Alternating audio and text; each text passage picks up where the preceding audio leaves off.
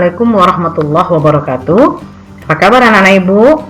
Ibu berharap anak ibu sampai hari ini masih dalam keadaan sehat walafiat, masih tetap semangat, sehingga nanti apa yang menjadi tujuan atau materi pembelajaran kita kali ini, anak-anak ibu mudah memahami dan mengerti.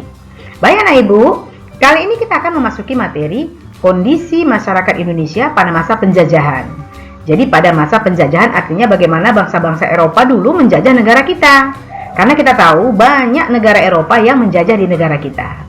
Nah, tapi sebelumnya anak ibu, kita akan mengetahui dulu apa yang jadi tujuan pembelajaran kita di materi kali ini. Nah, di sini anak ibu lihat, yang pertama katanya anak ibu bisa menjelaskan kebijakan pemerintah kolonial di Nusantara. Apa yang menjadi kebijakan para penjajah yang Eropa, bangsa Eropa yang menjajah kita di waktu dulu, apa kebijakannya yang dilakukan di negara kita. Kemudian nanti bagaimana pengaruh kebijakan itu terhadap masyarakat.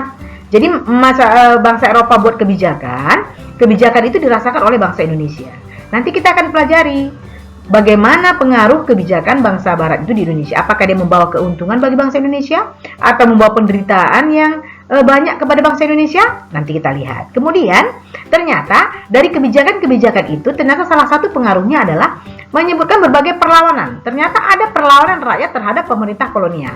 Jadi artinya kebijakan-kebijakan yang dibuat bangsa Eropa itu ternyata mendapat perlawanan dari bangsa Indonesia. Baiklah anak ibu, untuk lebih jelasnya kita lihat dulu. Nah, kebijakan yang pertama ini adalah bangsa kolonial Belanda, ya, bangsa Belanda. Dia menerapkan kebijakan VOC. Jadi Vereniging Oost-Indisch Company ini adalah sebuah perusahaan dagang milik bangsa Belanda, ya. Jadi bangsa Belanda setelah sampai ke Indonesia membeli barang dagangan itu dengan mudah, dengan harga yang murah, ternyata diikuti oleh orang-orang Belanda yang lain. Sehingga nanti akhirnya di Indonesia sesama pedagang Belanda terjadi persaingan. Nah, untuk menghindari persaingan sesama bangsa Belanda tadi, maka Belanda mendirikan sebuah kongsi dagang atau perusahaan dagang yang disebut VOC. Ya, jadi VOC ini adalah perusahaan dagang milik Belanda. Nah, jadi yang pertama katanya dia memonopoli perdagangan di Nusantara. Ya, kekuasaan VOC sebagai perusahaan itu sangat luas, nak. Kenapa bisa kekuasaan perusahaan sangat luas? Karena dia diberi hak-hak istimewa oleh Belanda. Hak istimewa itu nak katanya satu memonopoli perdagangan. Jadi nak memonopoli perdagangan ini artinya bahwa Belanda adalah satu penguasa tunggal ya di dalam perdagangan. Jadi rakyat Indonesia hanya boleh melakukan dagang kepada bangsa Belanda.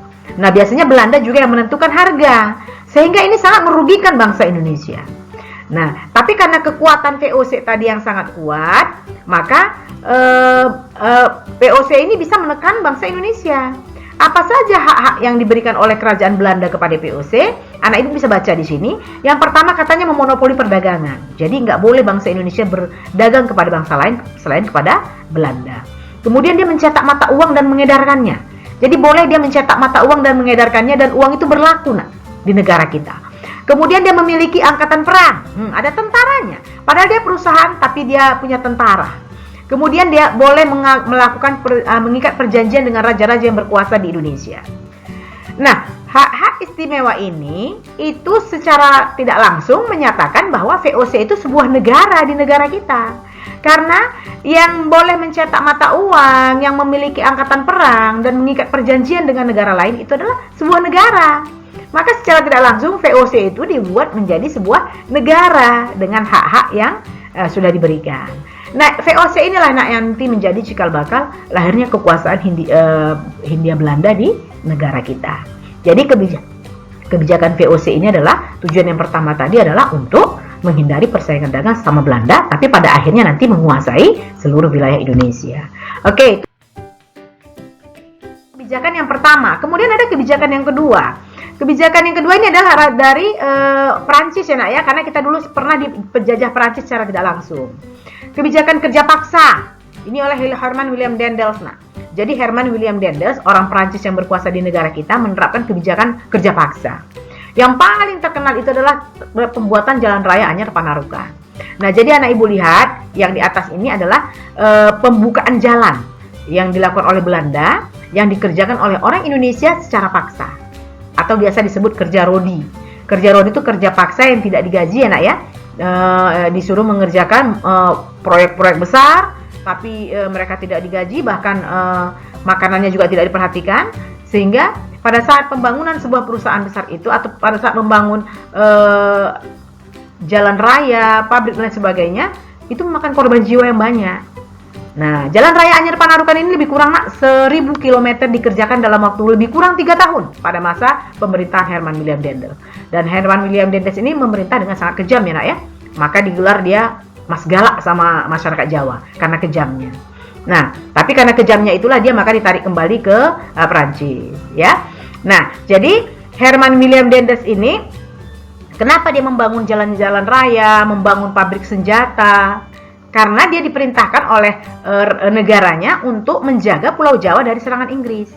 Nah, maka dia banyak membangun tempat-tempat militer ya, jalan raya untuk memudahkan persebaran konsumsi atau pergerakan militer, kemudian pembangun pabrik senjata. Nah, itu yang dilakukannya karena dia diberi tugas untuk menjaga Pulau Jawa dari serangan Inggris. Karena kita tahu waktu itu Inggris berada di Singapura, kedudukan Inggris di Singapura. Nah, tapi itu pada zaman dahulu. Kalau sekarang kita lihat, ini yang dibawa adalah jalan Anyer Panarukan yang sekarang. Nah, jadi ini sekarang kalau disebut dia dengan Pantura, ya, Pantai Utara Jawa. Jadi jalan utama di Pantura atau Pantai Utara Jawa itu adalah jalan yang dibangun oleh Herman William Dendels ini, yang namanya Jalan Raya Anyer Panarukan. Sekarang jalan itu sudah bagus, sudah diperbaiki untuk memperlancar arus barang dan juga manusia, ya. Nah, inilah dia nak. Jadi walaupun pada awal pembuatan itu sangat-sangat kita menderita, tapi sekarang anak-anak cucu penduduk Indonesia yang dulu mengerjakan itu merasakan kemudahan dengan adanya jalan ini. Nah, kemudian Jalan Raya Anyer Panarukan itu yang dibangun oleh Dendels, ini dia anakku. Nah, jadi ini dia jalannya itu yang warna yang warna merah ini. Nah, ini dia nak. Inilah dia jalan dari Anyer Jawa Barat. Nah, ini dari Anyer Jawa Barat. Nah, ini jalannya nak ya. Sampai ke Panarukan Jawa Timur. Nah, ini lebih kurang 1000 km dan itu dikerjakan dengan cara rodi selama lebih kurang 3 tahun.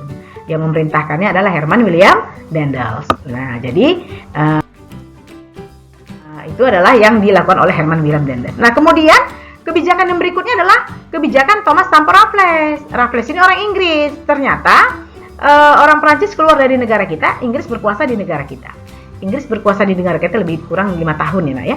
Nah, jadi ini pemimpinnya namanya Thomas Stamford Raffles. Nah, Raffles ini membuat kebijakan yang bagaimana? Raffles melaksanakan atau menerapkan kebijakan yang namanya land rent atau sewa tanah. Jadi orang Indonesia nggak ada yang disuruh hanya orang Indonesia membayar tanahnya. Jadi kita punya tanah, kita bayar pajak, itu aja. Tapi bayar pajaknya pakai uang. Nah, jadi kalau tanah kita misalnya ada 100 meter atau 2 hektar, nah nanti mereka yang menentukan pajak 2 hektar itu berapa, kita bayar pakai uang. Nah, cuman ini nggak berjalan, nah. Karena dulu masyarakat nggak tahu berapa luas tanahnya. Masih banyak masyarakat yang nggak tahu luas tanahnya. Kemudian masyarakat nggak mengenal uang. Maka sistem land rent ini dulu nggak berhasil. Ya. Nah, sistem land rent ini adalah kebijakan yang diterapkan oleh Thomas Stamford Raffles, orang Inggris. Nah, kemudian setelah Belanda kembali mendapat kekuasaannya atau Inggris menyerahkan Indonesia kembali kepada Belanda, maka masuklah kebijakan baru yang dibuat oleh orang Belanda yang membuat kebijakan tanam paksa atau Kulturstelsel. Jadi Kulturstelsel ini tanam paksa. Nah, pencetusnya ini yang ini ya, ini Van den Bosch. Ini adalah pencetus tanam paksa. Kenapa dia mencetuskan ide itu? Jadi waktu itu Belanda mengalami kesulitan ekonomi yang parah akibat banyaknya perang sehingga kas negaranya habis. Bagaimana kas negara harus berisi? Karena kalau kas negara tidak ada, kita bangsanya tidak bisa membangun, sama dengan negara kita. Kalau kas negara kita tidak ada, maka kita tidak akan bisa membangun. Nah, oleh Van den Bosch dicetuskanlah ide untuk melaksanakan sistem tanam paksa karena dia tahu Indonesia tanahnya sangat subur. Nah, jadi aturan tanam paksa yang diterapkan itu yang pertama katanya 1/5 tanah masyarakat itu digunakan untuk tanam paksa. Anda Ibu tahu tanam paksa? Tanam paksa itu atau Kulturstelsel itu adalah masyarakat Indonesia itu ditentukan untuk menanam apa. Jadi apa yang mau ditanam masyarakat Indonesia itu ditentukan oleh Belanda. Itu namanya sistem tanam paksa. Jadi aturannya katanya 1/5 tanah kita yang digunakan untuk kepentingan Belanda. Nah, jadi kalau kita misalnya punya tanah 10 meter, maka yang untuk Belanda itu hanya 2 meter saja. Sedangkan sisanya itu punya kita. Itu aturannya. Kemudian tanah itu bebas pajak. Tanah yang 1/5 itu bebas pajak. Kemudian tanah yang 1/5 itu kalau tanamannya rusak itu tanggung jawab Belanda. Ya. Kemudian kalau rakyat kita tidak punya tanah, maka dia bekerja di perkebunan-perkebunan Belanda selama 66 hari dalam setahun. Tapi Ibu, seperti yang Ibu sebutkan tadi, itu aturannya, nak. Pada praktek pelaksanaannya itu tidak ada. Ya, bukan 1/5 lagi, bahkan setengah atau bahkan hampir semua diambil. Kemudian katanya bebas pajak, tidak. Ternyata tanah itu harus dibayar pajaknya. Kemudian kerusakannya ditanggung oleh penduduk, bukan Belanda. Nah, masyarakat yang tidak punya tanah yang tadi kerjanya 66 hari dalam setahun, bahkan ada yang sampai seterusnya, sampai bertahun-tahun. Nah, itulah kebijakan tanam paksa atau Kulturstelsel yang diterapkan oleh bangsa Belanda untuk menutupi kas negaranya yang sedang menipis atau ternyata tindakan kesewenang-wenangan yang dilakukan dalam tanam paksa itu mendapat tentangan, nah. Mendapat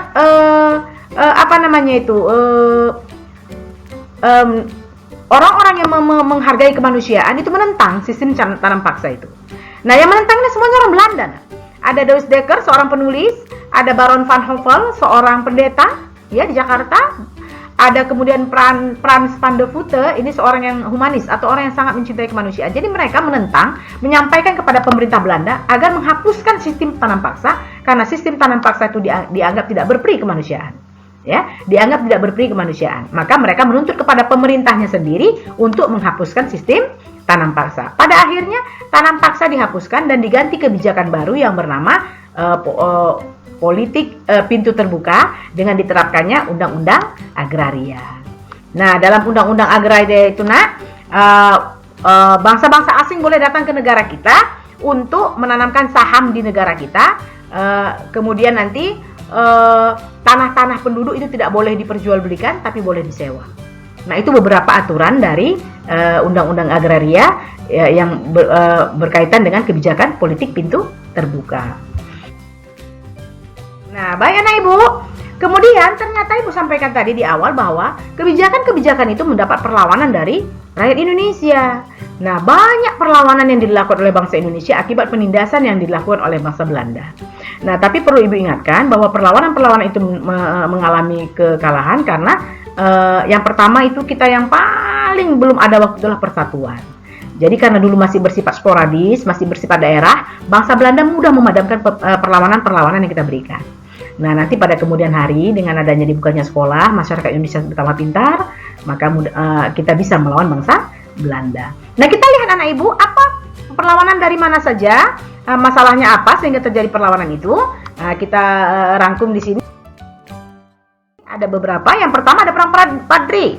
Nah, perang Padri ini berlangsung katanya lebih kurang berapa tahun itu, nak? 17 tahun ya, nak ya. 1821 sampai 18. Ini terjadi di Sumatera Barat, tepatnya di Bukit Tinggi. Jadi pemimpinnya ini namanya Tuanku Imam Bonjol. Ya, Tuanku Imam Bonjol ini salah seorang pemuka agama ya yang berupaya untuk memurnikan ajaran agama Islam. Jadi dia ingin agar agama Islam itu dijalankan sebagaimana mestinya. Tapi ternyata ajaran ini mendapat tentangan dari golongan adat. Golongan adat ini adalah golongan bangsawan yang masih menerapkan sistem-sistem lama dari nenek moyangnya. Jadi walaupun mereka beragama Islam, tapi mereka masih suka menyabung ayam, masih suka minum minuman keras, masih suka berjudi. Sementara perbuatan-perbuatan ini diharamkan di dalam agama kita atau agama Islam. Nah, untuk mengembalikan itulah maka Tuanku Imam Bonjol atau golongan Padri ini, ya, golongan Padri ini adalah golongan yang ingin memurnikan ajaran agama Islam yang dipimpin oleh Tuanku Imam Bonjol. Tapi kan mendapat tantangan dari golongan adat. Nah, jadi ajakan-ajakan Imam Bonjol itu ternyata mendapat tantangan dari golongan adat. Nah, kemudian kedudukan golongan adat yang terdesak itu dibantu oleh Belanda karena golongan adat memohon bantuan kepada pihak Belanda. Padahal Belanda membantu golongan adat pasti memiliki tujuan-tujuan lain. Nah, tapi waktu itu belum disadari oleh golongan adat sehingga terjadilah perang padri dari tahun 1821 sampai 1838. Nah, kemudian karena golongan adat mendapat bantuan dari Belanda, maka kedudukan golongan padri terdesak. Nah, jadi Belanda menerapkan benteng stelsel. Jadi mereka mendirikan benteng-benteng seperti benteng Fort de Kock, benteng Van der Capellen, ini ada di Bukit Tinggi ya. Nah, benteng-benteng ini adalah pertahanan Belanda. Dengan didirikannya benteng-benteng ini, maka kekuasaan pertahanan perang padri itu melemah. Nah, sampai akhirnya nanti Sultan Tuanku Imam Bonjol itu ditangkap oleh Belanda, kemudian diasingkan sampai akhirnya wafat di Manado. Nah, jadi itulah akhir dari perang Padri. Nah, kemudian ada perang Aceh. Kita tahu perang Aceh ini perang terlama di Nusantara ya, dari mulai 1873 sampai 1904. Jadi ada sekitar 31 tahun. Jadi perang Aceh ini memang sangat berat karena orang Belanda sangat berat mengalahkan orang Aceh. Nah, kita tahu kekuatan orang Aceh itu adalah terletak pada ketaatan masyarakatnya kepada pemimpin dan ulamanya. Jadi, orang Aceh sangat taat kepada pemimpin dan ulama. Di mana ulama dan pemimpin itu saling bekerja sama, saling bahu-membahu dan saling membantu untuk memajukan Aceh. Jadi, Belanda sangat kesulitan. Ya, banyak pahlawan-pahlawan dari Aceh seperti yang Ibu lihat ini. Ini ada Cut Nyadin, Tengku Umar, Cik Jitiro, dan Cut Mutia. Nah, kemudian mereka melakukan perlawanan sampai akhirnya perlawanan mereka mulai melemah ketika Belanda mulai mengadu domba dengan cara mengirim seorang ahli agama Islam ya, orang Belanda yang bernama Dr. Snoek Horronje yang menyamar menjadi Abdul Ghaffar. Nah, dia menyelidiki kelemahan orang Aceh, kemudian kelemahan itu diberikannya kepada orang Belanda sehingga Belanda dapat dengan mudah mengalahkan orang Aceh. Jadi kekalahan itu terletak pada adu domba ya. Jadi orang Belanda mengadu domba antara ulama dan umara. Tapi sayangnya ulama dan pemimpin tadi sayangnya ada beberapa pemimpin yang terpengaruh kepada Belanda. Nah, itulah yang melemahkan perjuangan Aceh. Sampai akhirnya yang terakhir Cut Nyadin itu seorang pahlawan wanita ya. Walaupun dia sudah berumur sangat tua, tapi dia terus memperjuangkan kemerdekaan Indonesia, khususnya yang di Aceh. Ya, dia kemudian ditangkap oleh Belanda, kemudian dia diasingkan di Sumedang sampai akhir hayatnya. Nah, itu yang di Aceh ya, Nak ya. Nah, kemudian yang terakhir ada perang Diponegoro. Perang Diponegoro ini terjadi di Jawa ya, Nak ya, tahun 1825 sampai 1830. Nah, perang Diponegoro ini, Nak, sebabnya itu karena orang Belanda turut campur dalam urusan kerajaan sehingga Pangeran Diponegoro itu tidak menyukainya. Nah, karena Pangeran Diponegoro tidak menyukainya, maka Belanda menganggap Pangeran Diponegoro ancaman. Maka mereka berusaha menyingkirkan Pangeran Diponegoro. Nah, sebab khusus perang Diponegoro itu adalah ketika Belanda dengan sengaja membuat jalan raya baru yang mengenai makam keluarga Pangeran Diponegoro. Nah, ini membuat Pangeran Diponegoro dan pengikutnya marah sehingga terjadilah perang. Akhir perang Diponegoro itu adalah ketika Belanda melakukan tipu muslihat dengan cara mengajak berunding. Pada saat Diponegoro datang berunding, nah ini fotonya Nak ya. Pada saat Diponegoro datang berunding dengan pasukannya, dia ditangkap oleh Belanda. Kemudian dipenjara, ya dipenjara ke Manado sampai akhirnya dibuang di Makassar. Sampai akhirnya Pangeran Diponegoro meninggal di Makassar. Jadi Pangeran Diponegoro itu meninggal di Makassar, kuburannya sampai sekarang juga di sana dijaga para keturunannya. Jadi perlawanan-perlawanan itu dilakukan oleh para pemimpin bangsa Indonesia waktu itu karena kebijakan dan tindakan yang sewenang-wenang yang tidak berperi kemanusiaan yang dilakukan oleh pihak kolonial kepada bangsa Indonesia. Nah, jadi anakku, ini adalah semangat yang perlu kita tiru bahwa kita sebagai bangsa yang merdeka, sebagai bangsa yang punya harga diri, janganlah kita mau dihinakan atau direndahkan oleh orang lain. Oleh karena itu, agar orang lain tidak melakukan itu kepada kita, maka marilah kita semua sama-sama menjaga harga diri kita, meningkatkan prestasi kita, meningkatkan ibadah dan amal ibadah kita, dan terutama etika kita, agar nanti kita bisa sejajar dengan bangsa-bangsa lain di seluruh dunia. Baik anak ibu, ini saja yang dapat ibu sampaikan hari ini. Ibu sudahi sampai di sini. Billahi taufiq wal hidayah. Assalamualaikum warahmatullahi wabarakatuh.